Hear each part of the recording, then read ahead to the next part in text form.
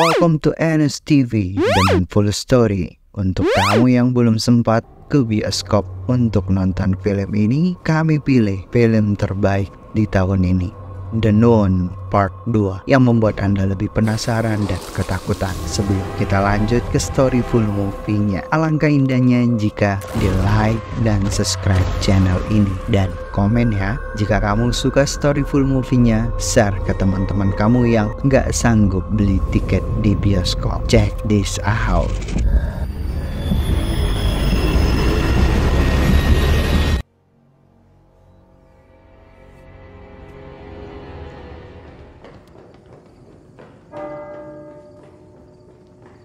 Melanjutkan story film The Nun sebelumnya, film ini berkisah di tahun 1956 di wilayah Eropa. Banyak kisah dan kematian para pemuka agama Katolik tewas di luar logika manusia dan tentu dianalisis langsung oleh Vatikan. Mengingat dengan serangkaian kasus mengikat satu sama lain seperti insiden pertama Celeste di sebuah desa kecil di Hongaria. Seorang biarawati berusia 90 tahun bunuh diri tanpa sebab dengan cara menembak dirinya sendiri di tangga gereja. Insiden kedua di desa Graz, seorang pastor menggorok lehernya dengan sebuah tasbih saat misa Natal berlangsung di dalam gereja. Kematian yang sungguh di luar nalar manusia yang saat itu sedang bergembira. Insiden ketiga di Edolo, Italia, seorang novis melemparkan dirinya keluar jendela sambil mengikat lehernya sekaligus menjadi menggantung diri. Dan kasus yang terakhir, kasus yang lebih mengerikan lagi yang baru terjadi. Kasus ini memiliki seorang saksi dengan seorang putra altar. Insiden Tarascon, Prancis. Seorang pendeta dibakar setelah melakukan ritual keagamaan di dalam gereja. Dan insiden-insiden ini, apakah ada kaitannya dengan psikologi seorang pemimpin ritual keagamaan? Tetap ikuti kisah film ini.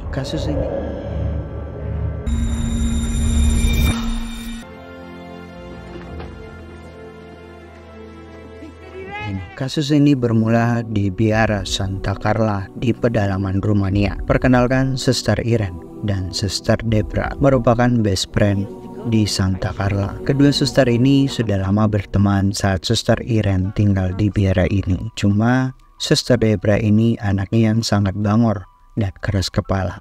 Meskipun suster kepala menasehatinya, ia tidak akan pernah mau mendengarkannya. Suster Debra hanya mau mendengarkan temannya saja, yaitu Suster Irene. Seperti biasa, teman saling curhat tentang kehidupan dan kenapa mereka bisa sampai di biara ini. Now, for the nuns of Saint Carta. Di sesi kegiatan, seorang biarawati saat mendengarkan dan sambil berdiskusi dengan kepala biara. Justru kepala biara mengangkat topik yang dibahas hari ini berkaitan dengan kasus-kasus kematian para suster biarawati. Kepala biarawati mencoba mengangkat dan mengingatkan kembali kasus ini. Memang dulu banyak suster dibunuh secara kejam oleh seorang iblis dengan menggambarkan suster telah melakukan bunuh diri. Konon ceritanya di sebuah biara tua di Eropa bahwa salah satu iblis telah kabur dari gerbang pintu menuju neraka, keluar melalui pintu biara Saint Carla, dan iblis ini akan selalu datang memilih orang-orang yang banyak dosa dan jauh dengan Tuhan untuk dimanfaatkan jiwanya untuk dirasuki. Mengingat banyaknya kasus kematian suster pada masa itu, maka Vatikan mengutus sepasang pemburu iblis, yaitu seorang pastor pendeta bernama Berg dan seorang biarawati muda. Kedua utusan Vatikan ini berhasil membasmi iblis tersebut dengan menggunakan relikwi, sebuah botol berisi dengan sebuah darah Yesus Kristus. Cuman kedua pembasmi iblis ini yang menjadikan pertanyaan sampai hari ini, kemanakah mereka berdua? Bagaimana kondisinya? Yang pertama, sang pendeta ia kembali ke Vatikan dan diangkat menjadi seorang uskup. Sementara sang biarawati muda tidak ada yang tahu keberadaannya dan diisukan telah menghilang atau ia dianggap telah gila. Apakah biarawati yang diceritakan oleh suster kepala ini adalah jelmaan dari falak Well, no one sebenarnya. really knows. They say the experience was too much for her. Falak sebenarnya yang diceritakan oleh kepala biarawati tersebut adalah cerita Suster Irene. Makanya ia juga bingung kenapa ia diberitakan gila, padahal ia sudah membantu Pastor Burke dalam menyelesaikan kasusnya. Kasus yang meneror para biarawati. Padahal Suster Irene merupakan seorang biarawati di pedalaman Prancis dan malah justru membingungkan terhadap dirinya kenapa ia dipindahkan ke biarawati Santa Carla, Rumania.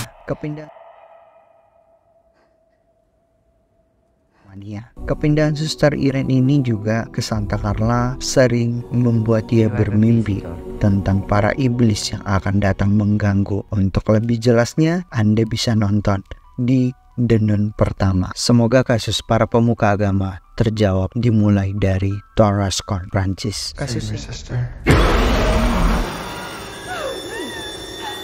Kasus yang berkaitan dengan insiden kematian para pastor dan biarawati yang membuat Vatikan harus menyelesaikan masalah ini, mengingat banyaknya jemaat yang tidak berani lagi ke gereja untuk melakukan ritual keagamaan. Insiden yang baru terjadi ini baru akhir-akhir ini dan berawal.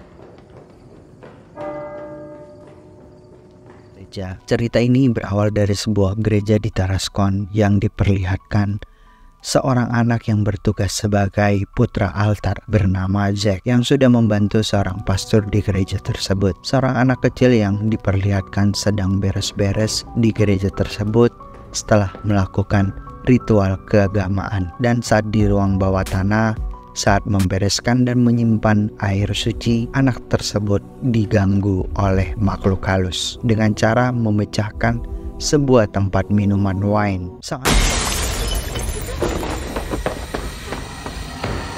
Sang anak kecil langsung takut dan melaporkan kejadian itu kepada sang pastor bahwa ada yang mengganggunya di ruang bawah tanah. Saat mereka berdua menyusuri gereja tersebut, sang pastor juga sepertinya ketakutan juga, mengingat di dalam gereja hanya mereka berdua saja yang ada saat itu. Muncullah sang palak yang langsung membakar sang pastor di depan bocah tersebut. Sang pastor langsung tewas terbakar saat itu.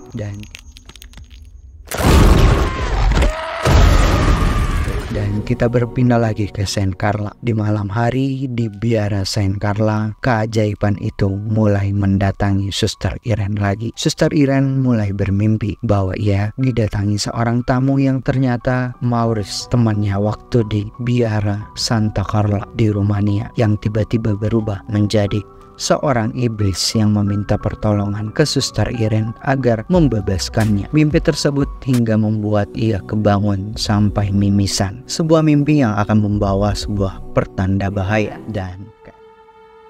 You have a visitor. Dan keesokannya harinya benar Suster Irene benar-benar kedatangan tamu langsung dari Vatikan. Utusan seorang kardinal menceritakan ke Suster Irene bahwa banyaknya serangkaian insiden yang mengerikan telah merenggut nyawa para pemuka agama. Matinya tidak wajar. Dari insiden ini membuat Vatikan harus menyelidiki kasus ini karena membuat para masyarakat sudah mulai ketakutan ke gereja. Iblis yang dulu Suster Irene dan Pastor Burke musnahkan di Saint Carla, Rumania telah kembali dan sudah memakan banyak korban. Korbannya adalah suster hingga para pastor. Mengingat Pastor Burke telah meninggal karena penyakit kolera, Vatikan ingin Suster Irene yang menyelidiki kasus ini dan mencari tahu apa sebenarnya tujuan dan keinginan sang iblis yang selalu mengganggu para pemuka agama. I said no. I can't do it.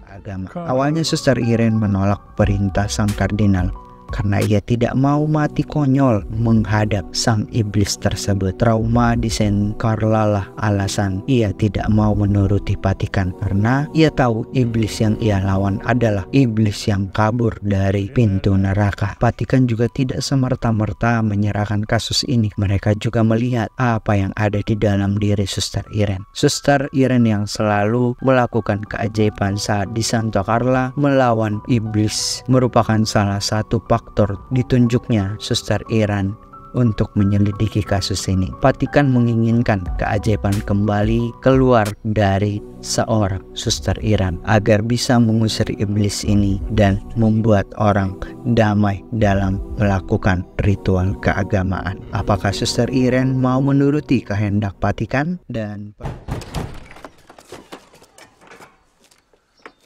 Dan perkenalkan Maurice, seorang petani kebun tomat di daerah Rumania. Maurice adalah temannya Suster Irene waktu menjadi tour guide Suster Irene dan Pastor Burke di Saint Carla, dan sekarang ia sudah pindah ke Tarascon, Prancis.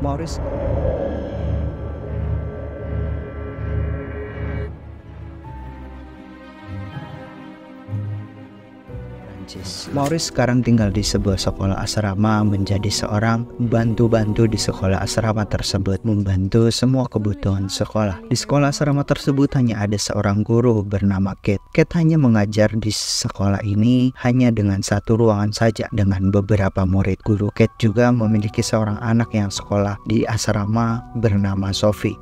Seorang anak yang pendiam dan pemalu. Sophie selalu dibully oleh teman-teman sekelasnya, tetapi ia tidak pernah berani melaporkannya ke ibunya. Di suatu hari, Not for another 10 minutes. Do you want to have some fun?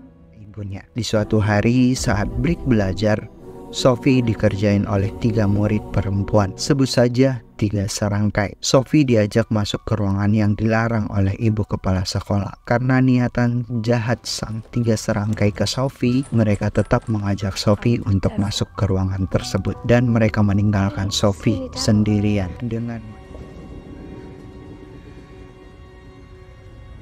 dengan menatap kosong ke arah jendela dengan menatap sebuah gambar yang bermata merah. Hal ini membuat Sophie ketakutan dan mencoba kabur dari ruangan tersebut. Cuman dari luar, 3 serangkai sudah menutup pintu tersebut sehingga membuat Sophie ketakutan terus di dalam.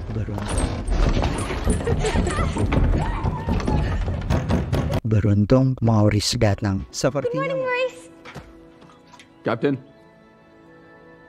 Sepertinya Maurice sangat dekat, bahkan Maurice lebih dekat lagi dengan anaknya Sophie. Kedekatan mereka bertiga ini sudah seperti anak, ayah, dan ibu. Maurice sangat sayang sama Sophie sehingga ia memanggilnya Kapten Sophie. Begitu juga sebaliknya, sampai-sampai Maurice dibuatkan gelang best friend oleh Sophie, gelang yang sama dipakai oleh ibunya. Karena saking sayangnya Maurice ke Sophie, jika murid-murid lain yang datang menjahilin Sophie, pasti langsung dibela oleh Maurice. Cuman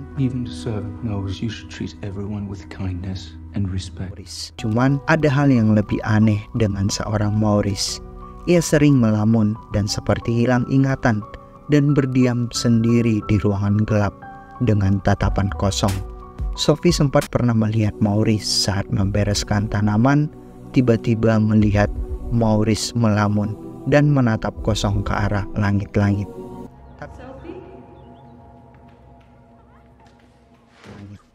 Tapi perasaan Sophie saat itu biasa-biasa saja, hanya terheran saja. Cuman karena ia melihat Maurice yang bertingkah aneh, justru Sophie yang mulai diganggu oleh iblis penunggu asrama. Menuntun Sophie ke lantai paling atas, bahwa Sophie mengira ia dipanggil-panggil oleh ibunya ke lantai atas. Dan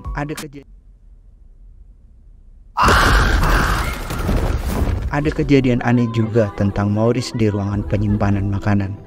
Sempat ada seorang pengantar makanan yang datang ke sekolah asrama, ingin mengantarkan perbekalan makanan untuk ke sekolah.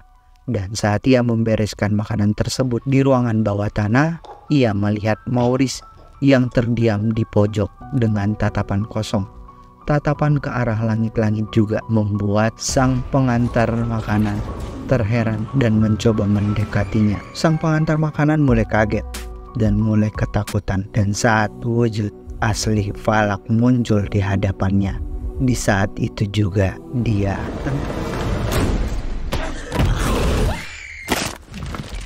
ternyata sekolah asrama ini banyak menyimpan kisah yang mengerikan. Dan mulai dengan hal aneh, hal yang selanjutnya adalah hal yang dialami oleh ibu kepala sekolah. It's dangerous. Bernama Madam Lauren. Ia dipanggil sebagai Madam. Madamlah yang menutup ruangan terlarang di pojok sekolah. Ruangan ini tidak boleh dikunjungi oleh siapapun karena dulu anak Madam bernama Cedric sebagai anak altar meninggal di ruangan ini. Karena ia tidak ingin mengulang masa kelam dan mengingat anaknya yang sudah mati, maka ruangan tersebut digembok oleh Madam Lauren saat di malam hari.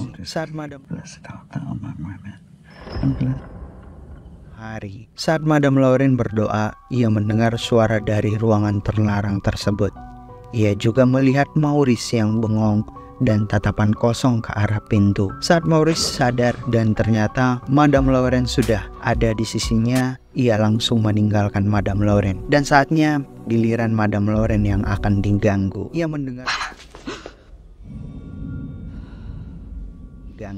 mendengar suara-suara aneh dari ruangan tersebut dan mencoba memasuki ruangan itu di malam hari. Saat ia menyusuri tempat itu, ia juga melihat jelmaan anaknya. Cedric mencoba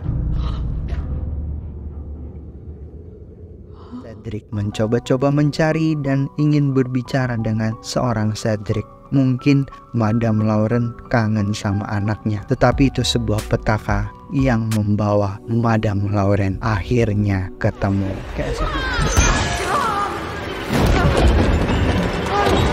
Keesokan paginya saat guru Cat ingin memulai kelas sekolahnya, ia sudah melihat ruangan terlarang tersebut terbuka tanpa gembok, dan saat ia masuk ke dalam, langsung ia kaget telah melihat Madam Lauren sudah tergeletak bersimbah darah dan tak sadarkan diri lagi. Polisi langsung datang dan menyusuri TKP. Saat suster